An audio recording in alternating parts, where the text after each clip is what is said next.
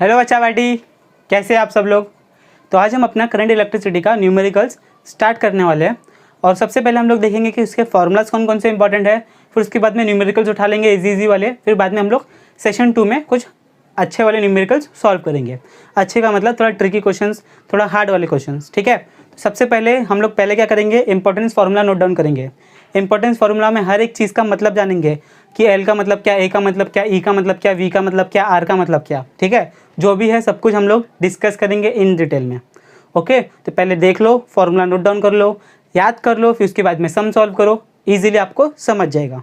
फिर भी कोई प्रॉब्लम होगी तो कमेंट सेक्शन में पूछ लेना, अभी से मैं बोल रहा हूँ, ठीक है। अगर आप लोग नए हो तो चैनल को सब्सक्राइब कर दो और अपने फ्रेंड्स के साथ शेयर कर दो। फिर बाद में हम लोग स्टार्ट करते हैं अपने न्यूमेरिकल्स।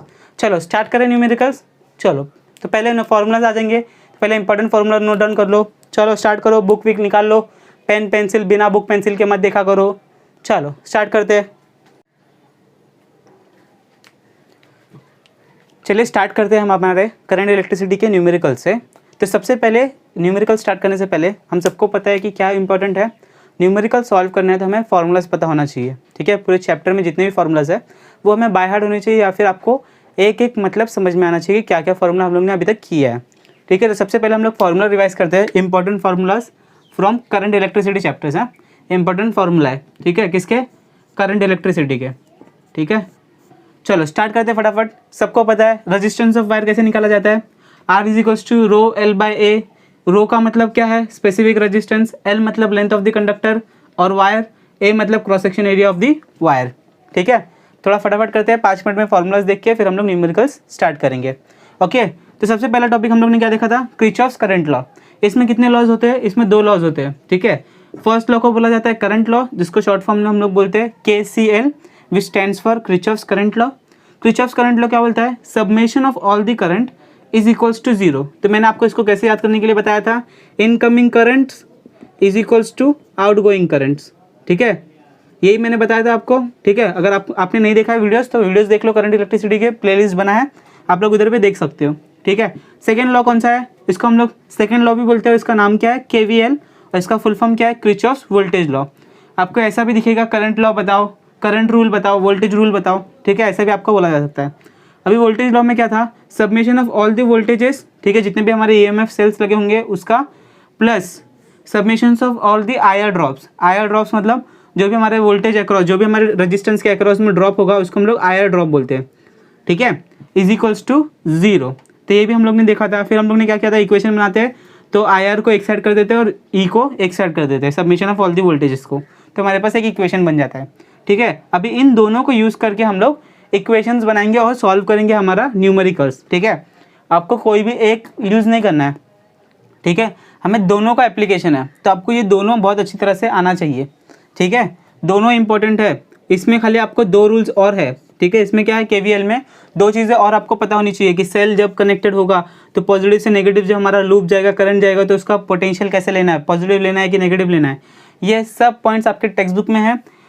रेजिस्टेंस के लिए भी सेम है, 2 पॉइंट बैटरी के लिए जब पॉजिटिव से नेगेटिव जाएगा, 2 पॉइंट इसके लिए जब लूप का डायरेक्शन और करंट का डायरेक्शन सेम होगा तो हमें पॉजिटिव लेना है कि नेगेटिव लेना है। जब करंट और लूप का डायरेक्शन सेम होगा तो बैटरी हमें पॉजिटिव लेना है कि नेगेटिव लेना है। ये सब हमारे नोटबुक में, टेक्स्ट बुक में दी गई है, ठीक है।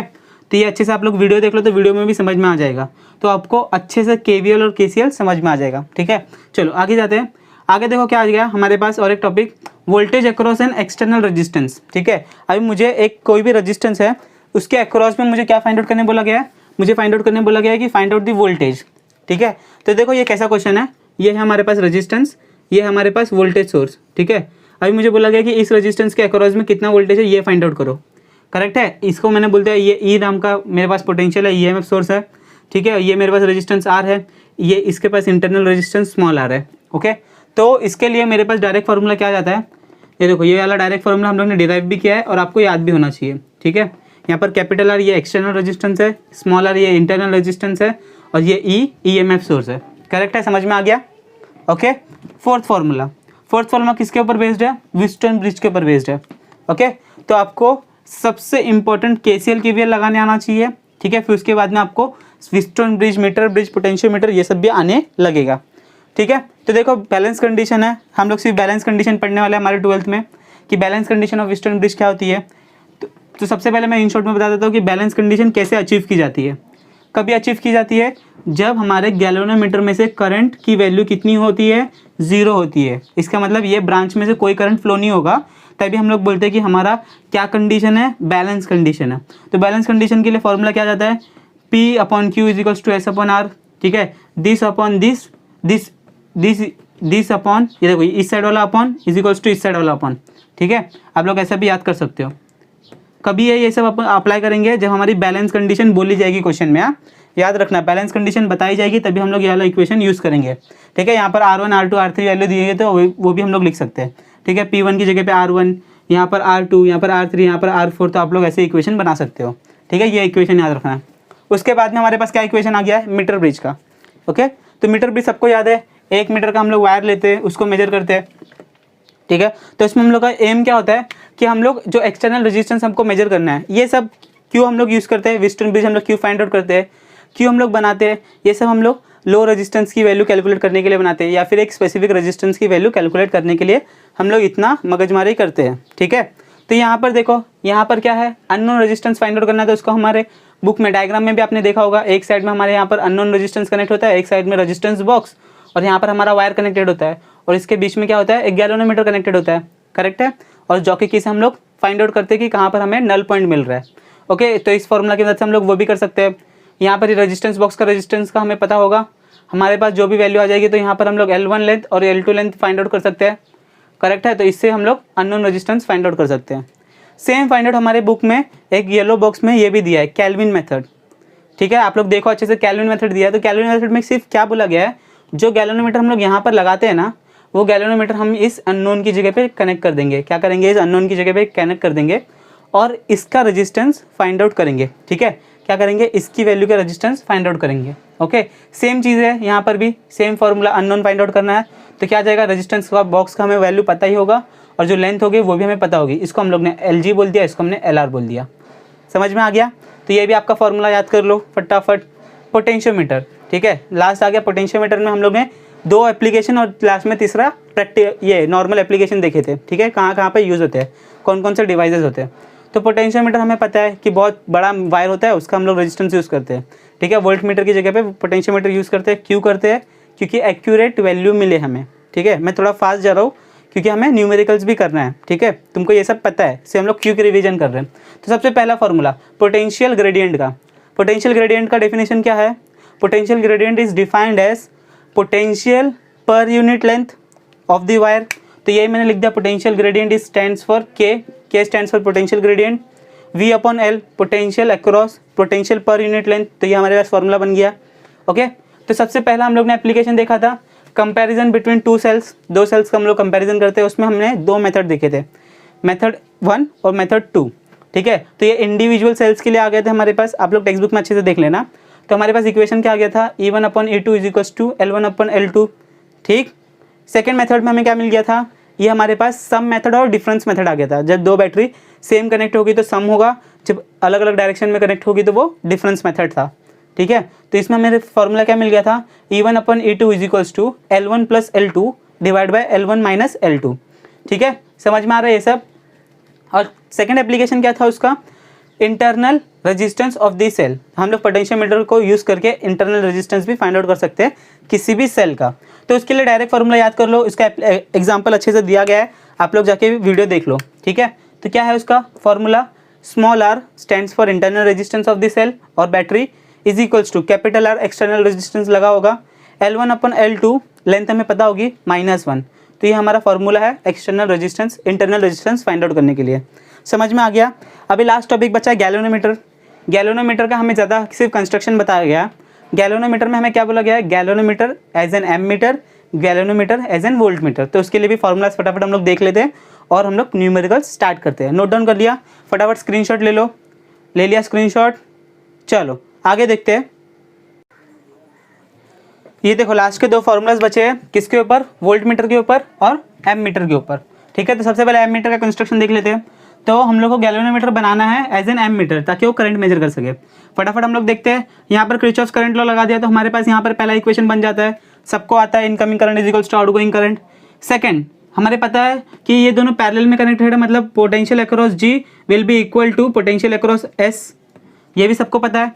तो पोटेंशियल है यहाँ पर V इंटू आई लगा दो, V is equals to I R लगा दो, V is equals to I R लगा दो। तो इसका गैल्वेनोमीटर का रेजिस्टेंस G, उसमें करंट फ्लो हो रहा है IG, तो यहाँ पर G इंटू आई जी लिख दिया।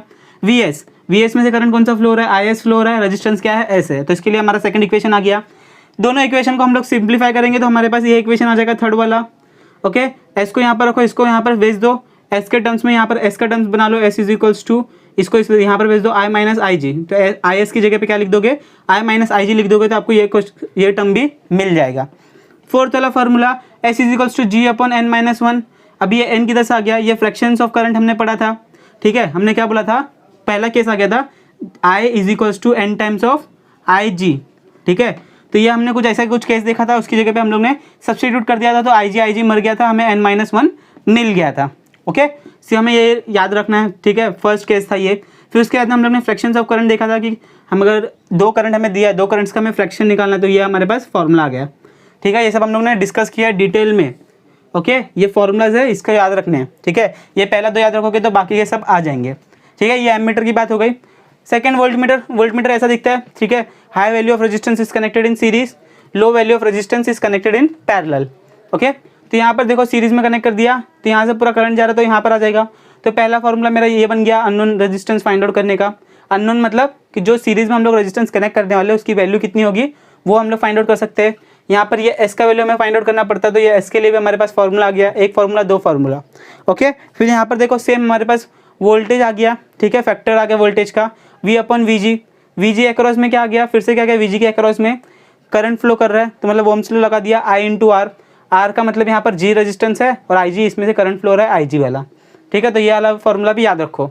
इतने फार्मूला हमें मदद करेंगे पूरे न्यूमेरिकल सॉल्व करने के लिए। नोट डाउन कर लिया। चलो अभी स्टार्ट करते हैं हमारा step by step normal formulas, ठीक है। न्यूमेरिकल स्टार्ट करते हैं, फार्मूलाज हो गए हमारे। ओके, चलो अभी न्यूमेरिकल देखते हैं हमारा। सबसे पहला न्यूमेरिकल अभी देखो, नोटबुक पेंसिल पेन लॉगबुक सब साइड में रखो और स्टार्ट करते लिखना फटाफट। तो क्या क्या करेंगे हम लोग, स्टेप्स क्या क्या करेंगे, न्यूमेरिकल आपको बोर्ड पे दिखेगा।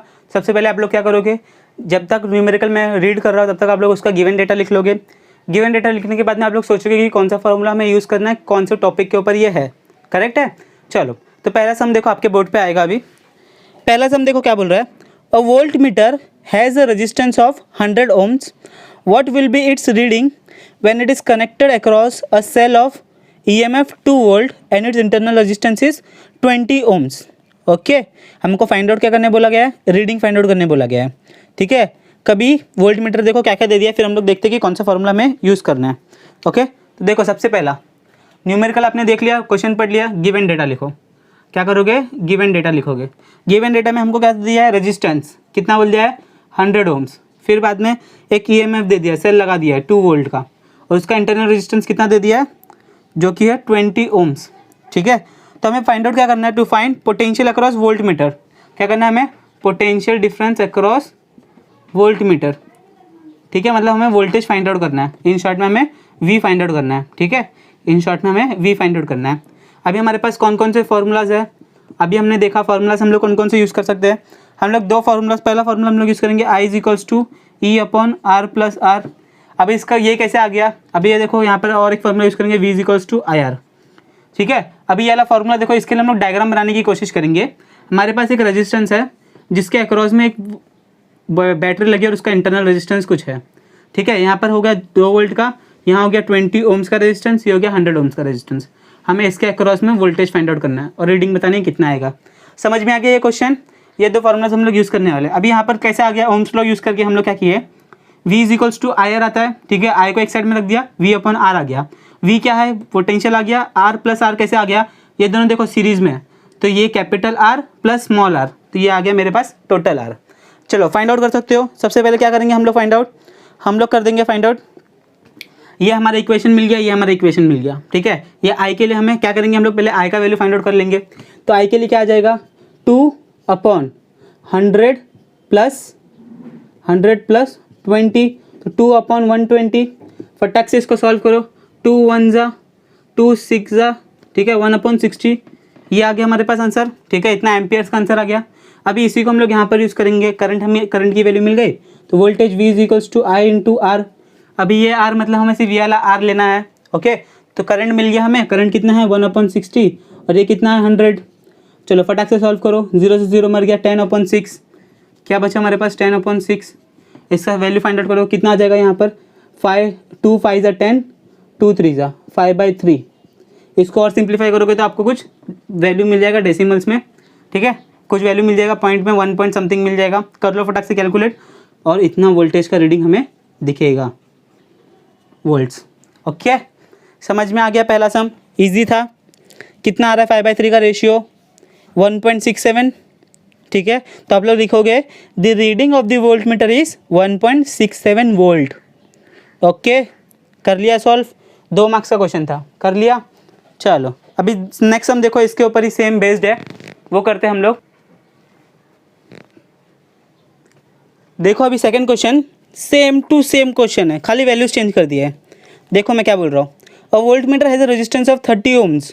What will be its reading when it is connected across a cell of EMF 2 volt having internal resistance 10 ohms?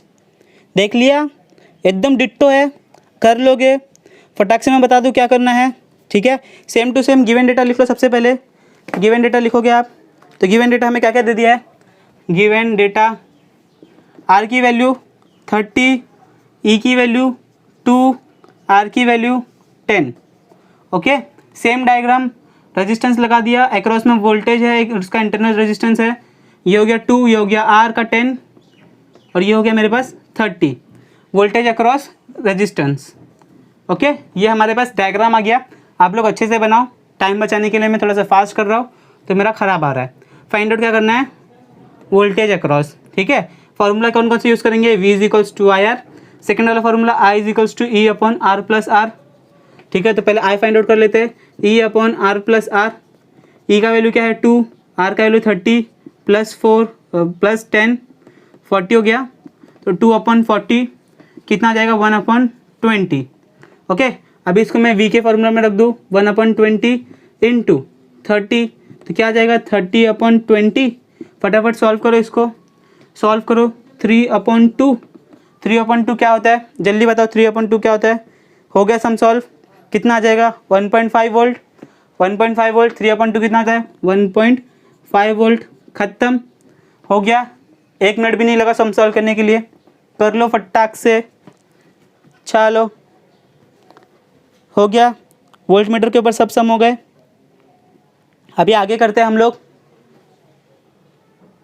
चलिए थर्ड क्वेश्चन आपके बोर्ड पर ये रहा। A set of 3 coils having resistance 10 ohm, 12 ohm and 15 ohms are connected in parallel. This combination is connected in series with a series combination of 3 coils of the same resistance. Calculate the total resistance and the current through the circuit if a battery of EMF 4.1 volt is used for drawing current. ठीक है, सिर्फ question इतना ही है। अभी इसके ऊपर पहले हमें डायग्राम बनाएंगे, डायग्राम देखने के बाद में उसके सोल्यूशन सॉल्व करने की कोशिश करेंगे। ओके, चलो स्टार्ट करते हैं। तो हमें क्या बोल दिया गया है, सबसे पहले डायग्राम बनाने की कोशिश करते हैं कि डायग्राम कैसे बनेगा। ठीक है, सोल्यूशन स्टार्ट करेंगे। सोल्यूशन में सबसे पहले डायग्राम बनाने की कोशिश करेंगे। तो डायग्राम देखो मैं यहाँ पर बना रहा हूँ। सबसे पहले 3 रजिस्टेंस पैरेलल में कनेक्टेड है, 1 2 3। फिर इन 3 पैरेलल रेजिस्टेंस के सीरीज में 3 रेजिस्टेंस कनेक्टेड है, 3 कॉइल 1 2 3। अभी इसके अक्रॉस में एक वोल्टेज एक बैटरी कनेक्टेड है। ठीक है, ये हो गया हमारे पास क्वेश्चन। अभी हमें बताना है इसमें से करंट कितना ड्रॉ कर रहा है। वोल्टेज दे दिया है 4.1 वोल्ट्स, यहाँ पर रेजिस्टेंस दे दिया गया है 15 12 और 10, और क्या बोल दिया गया है 10 12 15। ओके, सबको नाम दे दो। यहाँ पर ये पैरेलल में कनेक्टेड है, ये सीरीज में कनेक्टेड है। जल्दी बताओ कैसे सॉल्व करोगे इसको। ठीक है, ये 11th का क्वेश्चन है, 12th का भी नहीं है। ये 11th में हम लोग ने ऐसे क्वेश्चन सॉल्व किए थे। ठीक है, कर लोगे सॉल्व, बताओ कैसे करोगे। फटाक से बता दो कैसे सॉल्व करोगे। ईजी है, क्या करना है मैं आपको बता देता हूँ ट्रिक क्या करना है। सबसे पहले हम सॉल्व करेंगे इसको, किसको, इसको। ये पैरेलल कॉम्बिनेशन है, इन तीनों को हम लोग एक रेजिस्टेंस बना देंगे। ठीक है। तो अब इस पैरेलल कॉम्बिनेशन को कैसे सॉल्व करते हैं, हम लोग ने कॉम्बिनेशन ऑफ सेल्स में देखा था कि पैरेलल कॉम्बिनेशन में कैसे करते हैं। ठीक है, चलो फटाफट मैं 1 मिनट दे रहा हूँ, सॉल्व करो और हम लोग देखते हैं कि आप लोग ने करेक्ट किया है कि नहीं। चलो पॉज करो वीडियो को, सॉल्व करो। किया पॉज करके सॉल्व? नहीं किया ना, रुके हो मेरे लिए? पक्का कर लिया? चलो सॉल्व करने की कोशिश करते हैं। हम लोग क्या करेंगे, हम लोग सबसे पहले नाम दे देते हैं। ठीक है, नाम क्या देंगे यहाँ पर, इसको R1 बोल दो, इसको यहाँ से R1 10 R2 12 R3 15। ठीक है, इन पूरे पैरेलल को हम लोग निकालेंगे तो हम लोग इसको R डैश नाम दे देते हैं। ठीक है, यहाँ पर हम लोग इसको नाम दे देते हैं। जब ये लोग पूरा सीरीज में आ जाएंगे तो अभी ये सॉल्व कर लेते हैं पहले, फिर यहाँ पर हम लोग सीरीज में कनेक्ट कर देंगे। तो जब पैरेलल में कनेक्ट होता है और हमें इक्विवेलेंट निकालना होता है तो हम लोग क्या करते हैं, 1/R डैश RP बोलो चाहे R dash is equals to 1/R1 plus 1/R2 plus 1/R3। Correct है? तभी क्या करोगे, वैल्यू पुटअप कर दो। क्या है, 10 प्लस 1/12 प्लस 1/15, जैसे भी सॉल्व करना है। तो अभी आप लोग कैसे करोगे, जैसे आपको यहाँ पर जमे, बेस सेम कर दो, LCM ले लो, जैसे करना है करो। ठीक है, तो क्या करेंगे हम लोग, बेस सेम कर सकते हैं। 10 5 10 6 क्या करेंगे फटाफट बता दो। चलो 10 6 ठीक है 60 हो जाएगा, यहाँ पर ऊपर 6 आ जाएगा, नीचे 12 5 कितना हो जाएगा, फटाफट इसको कैलकुलेट करो, सॉल्व करो, टाइम पास हो जाएगा नहीं तो हमारा। ठीक है, कर लोगे ना तुम लोग सॉल्व, इतना मैं बिलीव कर सकता हूँ तुम्हारे ऊपर। बेस 60 सेम कर दो, ऊपर 654 आ जाएगा, तो इसको सॉल्व कर लेना। ठीक है, तो इसको सॉल्व करने के बाद में आपको क्या मिलेगा, 1/4 आंसर मिलेगा। क्या मिलेगा, 1/4। ओके, यहाँ पर 6 आ जाएगा, यहाँ पर 5 आ जाएगा, यहाँ पर 15 4 जस, ठीक है 4 आ जाएगा। ठीक है, 5 4 6 5 4 सबको ऐड कर दो, नीचे 60 है, डिवाइड कर लो तो 1/4 आ जाएगा।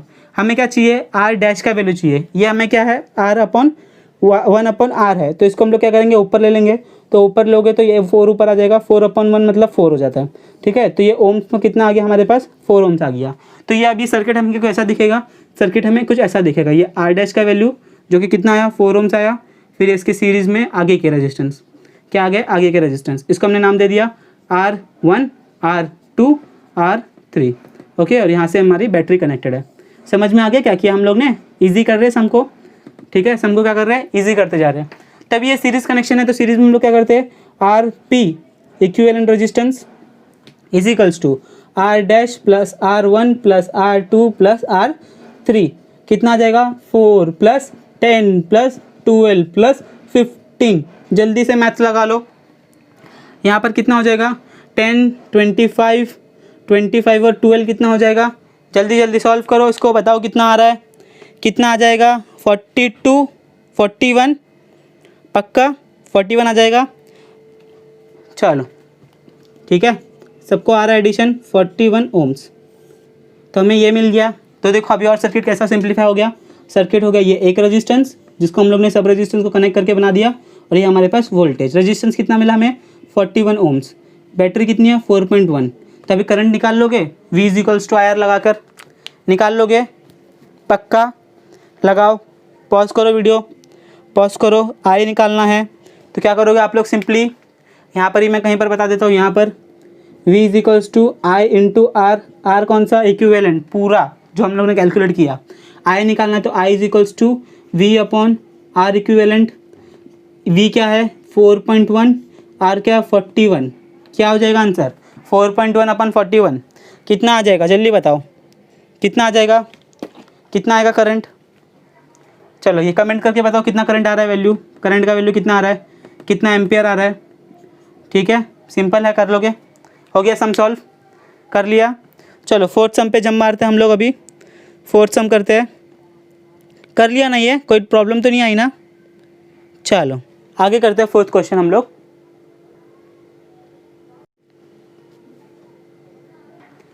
देखो अभी फोर्थ क्वेश्चन आपके सामने आ रहा है। फोर्थ क्वेश्चन है पोटेंशियोमीटर के ऊपर। ठीक है, तो पोटेंशियोमीटर के फटाफट फॉर्मूलाज पढ़ लो, याद कर लो। देखो क्वेश्चन आ गया आपके सामने। क्वेश्चन देखो क्या बोल रहा है, अ पोटेंशियल ड्रॉप पर unit length along a wire is 5 into 10 - 3 volt per meter. If the EMF of a cell balanced again length 2.16 centimeter of this potentiometer wire, find the EMF of the cell. बहुत अच्छा question दे दिया है। Given क्या क्या है आपको पहले वो समझना है, फिर उसके बाद में आप लोग ईजिली कैलकुलेट कर सकते हो कि क्या हमें फाइंड आउट करना है। ओके, करें स्टार्ट, हम लोग कर ले स्टार्ट, करें। चलो पहले गिवन लिख लेते हैं। गिवन क्या बोला है हमेरे पास, सबसे पहला इंपॉर्टेंट पॉइंट गिवन में क्या बोल दिया गया है, पोटेंशियल पर यूनिट लेंथ बोल दिया है। इसका मतलब क्या है, वो पोटेंशियल ग्रेडियंट है। कितना बोल दिया है, 5 × 10⁻³ वोल्ट पर मीटर। ठीक है, पोटेंशियल का यूनिट भी है वोल्ट पर मीटर। ठीक है, वोल्ट पर लेंथ है तो वही हो गया हमारे पास। फिर क्या दे दिया हमें, लेंथ बोल दिया गया है 216 सेंटीमीटर। फाइंड आउट क्या करना है बोला, ईएमएफ ऑफ द सेल। कर लोगे, बहुत इजी है, क्वेश्चन में आंसर दिया है हमें, क्वेश्चन में आंसर हमें दिया है। ठीक है, फॉर्मूला भी दिया है, सब कुछ कर लोगे। तो देखो सबसे पहले ये सेंटीमीटर में कन्वर्ट करते हैं मीटर में, 16 मीटर्स। ठीक है, 10⁻² आ जाएगा, तो मैं पहले ही लिख दिया। ठीक है, आप लोग ऐसे भी लिख सकते हो 216 × 10⁻² मीटर्स, तो मैंने यहाँ पर डायरेक्ट लिख दिया। अभी देखो हमारे पास एक ये है K = V/L, यहाँ पर V की जगह पे हम लोग E लिख देंगे, तो E आ गया। तो E फाइंड आउट करना है, ये क्या पोटेंशियल ग्रेडियंट का फॉर्मूला है, तो E = K × L आ गया। K का वैल्यू में दिया है 5 × 10⁻³ L का वैल्यू दिया है 2.16। हो गया सॉल्व, हो गया, समझ में आ गया क्या किया, इतना ईएमएफ हमें मिलेगा। तो आंसर बताओ कितना आएगा, पॉज करो वीडियो को, कैलकुलेट करो, मल्टीप्लिकेशन करो फटाफट, क्या आ जाएगा वैल्यू, फटाक से करो। तो मेरे हिसाब से आएगा 10.80 × 10⁻³ ठीक है, कर लिया, इतना वोल्ट आ जाएगा। तो EMF of the volt, EMF of the cell is this much volt. ठीक है, जो भी आपका आ रहा है 10.80 × 10⁻³ -3 हटाना है तो पॉइंट निकाल दो, तो 0.008 समथिंग आएगा। ठीक है, समझ में आ गया कैसे करना है वो। चलो लॉजिक समझ गए ना, पक्का, इतना इजी क्वेश्चन है, कर लोगे ना। चलो बहुत अच्छे बच्चे हो आप लोग। अभी देखो सेम पोटेंशियोमीटर के ऊपर और एक क्वेश्चन कर लेते हैं। ठीक है, तो देखो ये चौथा क्वेश्चन, पांचवा क्वेश्चन जो भी है आपके बोर्ड पे ये रहा। A potentiometer wire has a length of 1.5 metres and a resistance of 10 ohms. It is connected in series with the cell of EMF 4 volt and internal resistance 5 ohms. Calculate the potential drop per centimeter of the wire. तो अभी हमें यहाँ पर उल्टी चीज़ find out करनी है। Find out क्या करना है हमें, पोटेंशियल ग्रेडियंट, पोटेंशियल ड्रॉप पर सेंटीमीटर। ओके, तो देखो बहुत इजी क्वेश्चन है, सिर्फ घुमा के उल्टा दे दिया है। पहले गिवन लिख लो, गिवन लिखने के बाद में आपको अपने आप समझ में आ जाएगा। गिवन में लेंथ दे दी है, कितनी बोल दिया, 1.5 मीटर्स। फिर क्या बोल दिया, रेजिस्टेंस दे दिया है, कितना बोल दिया, 10 ohms। और बैटरी दे दी है कितनी की, 4 वोल्ट की। Internal resistance of 5 ohms, correct है। और क्या दे दिया है हमें, और कुछ बोला है क्या, नहीं। फाइंड आउट करने बोला हमें पोटेंशियल ड्रॉप पर सेंटीमीटर। अभी ये यहाँ पर बहुत इंपॉर्टेंट है, यहाँ पर ये क्वेश्चन घुमा के दे दिया है, तो आपको इसे याद रखना है, घुमा के दे दिया है। यहाँ पर अभी सेंटीमीटर में फाइंड आउट करना है, मतलब हमारा जो आंसर आएगा वो आएगा हमारा वोल्ट पर सेंटीमीटर में। ठीक है, वोल्ट पर सेंटीमीटर में आएगा, तो जो यहाँ पर मीटर में दिया कन्वर्ट करना पड़ेगा सेंटीमीटर्स में। ठीक है, तो यहाँ पर कन्वर्ट करेंगे सेंटीमीटर्स में, तो ये 150 सेंटीमीटर हो जाएगा। ठीक, 150 सेंटीमीटर हो गया। तो अभी फटाक से तुम लोग सॉल्व करके दिखाओ मुझे। कर लिया सॉल्व, क्या आ जाएगा फार्मूला, सेम फार्मूला जो अभी हम लोग ने यूज़ किया था। फार्मूला क्या आ जाएगा, K = V/L, करेक्ट है। फटाफट V रख दो। यहाँ पर अभी V कैसे फाइंड आउट करेंगे, इंटरनल रेजिस्टेंस भी दिया है, एक्सटर्नल रेजिस्टेंस भी है। तो पहले हम लोग वोल्टेज फाइंड आउट कर लेते हैं। वोल्टेज में क्या आ जाएगा, वोल्टेज के लिए हम लोग ने फार्मूला लिखा भी, R/R + R × E। यही हमारे पास कुछ वोल्टेज का फार्मूला था। फटाक से इसका वैल्यू ढूंढो, तुम लोग ढूंढो, तो क्या आ जाएगा, यहाँ पर हमें दे दिया 10/10 + 5 × 4, तो यहाँ पर क्या आ जाएगा 10/15 × 4, 40/15। सॉल्व करो इसको, V का वैल्यू मिल जाएगा। तो यहाँ पर V का वैल्यू रख दिया हम लोग ने 40/15 डिवाइड बाय लेंथ कितना दे दिया, 150। सॉल्व करके दिखाओ मुझे कितना वैल्यू आया, सॉल्व करके दिखाओ। ठीक है, कर लोगे ना कि नहीं कर पाओगे। ठीक है, नॉर्मल है। क्या करोगे, अभी डिनोमिनेटर ये दोनों मल्टीप्लाई हो जाएंगे, फिर 40 अपॉन समथिंग आएगा, लॉग लगा लो, लॉग लगाओगे, डिवीजन है तो क्या करोगे, ऊपर वाला लॉग माइनस नीचे वाला लॉग, वैल्यू फाइंड आउट करोगे, उसके एंटी लॉग लोगे और सॉल्व कर लोगे। डिवीजन करना है, डिवीजन करो, लॉग लगाना है, लॉग लगाओ और हमें आंसर बताओ। आंसर क्या आ जाएगा, वोल्ट पर सेंटीमीटर। जल्दी से आंसर बता दो कितना आएगा। मेरे पास आंसर आया है 10⁻²।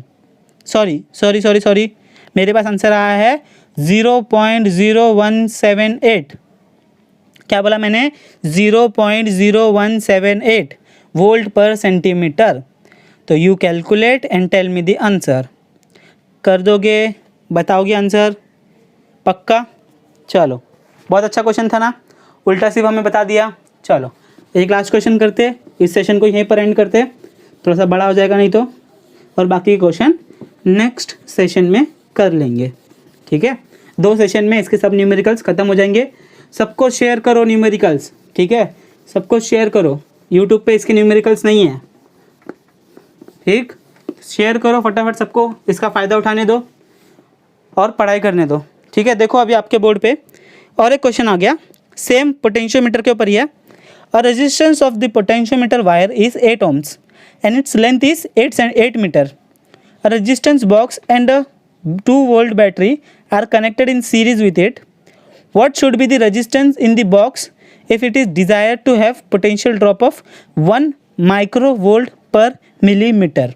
ओके, बहुत अच्छा क्वेश्चन दे दिया है।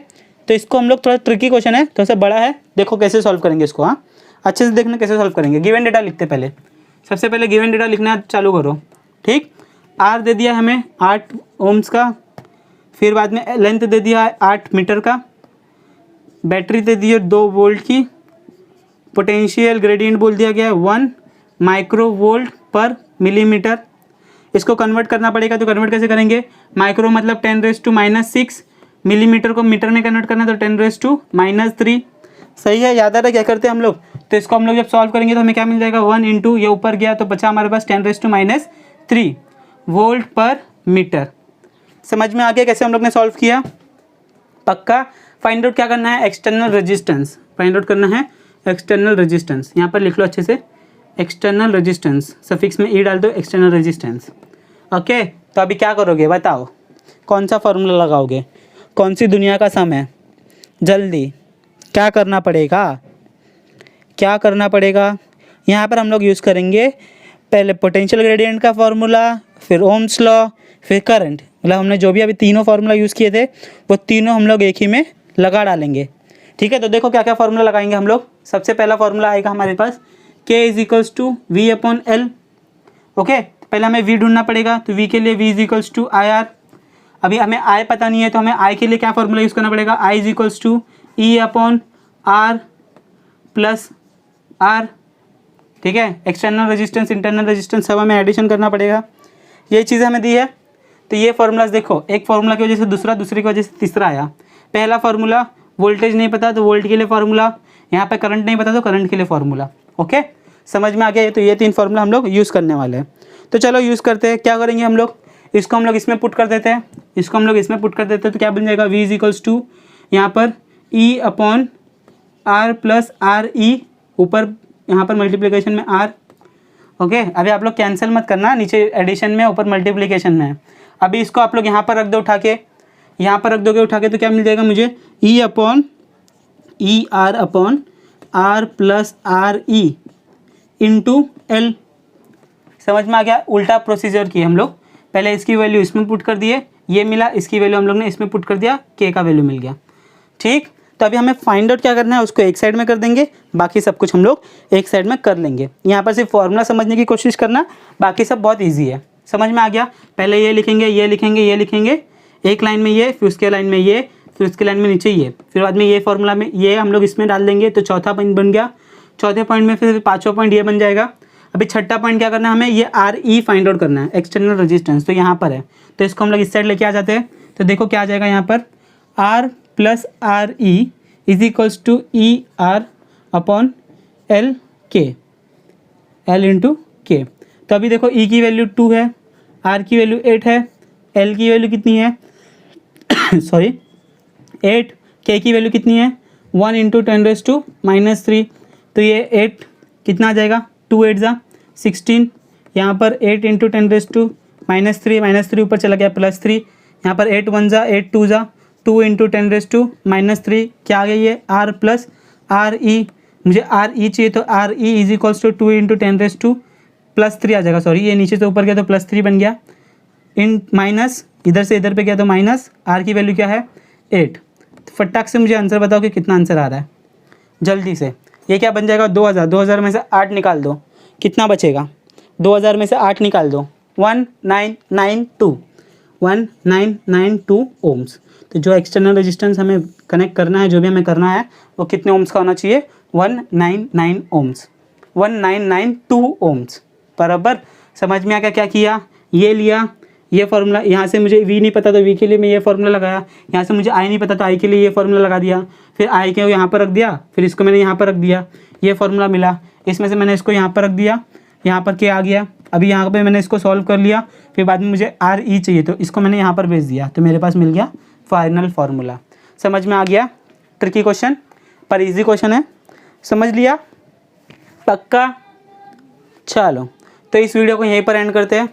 वीडियो अच्छा लगे तो लाइक कर देना, अपने फ्रेंड्स के साथ शेयर करते रहिए और बताइए जो मैंने आंसर्स पूछे आपको कि करेक्ट आंसर आ रहे हैं कि नहीं आ रहे हैं। ठीक है, पढ़ाई करते रहिए, स्टे ट्यून, बाय।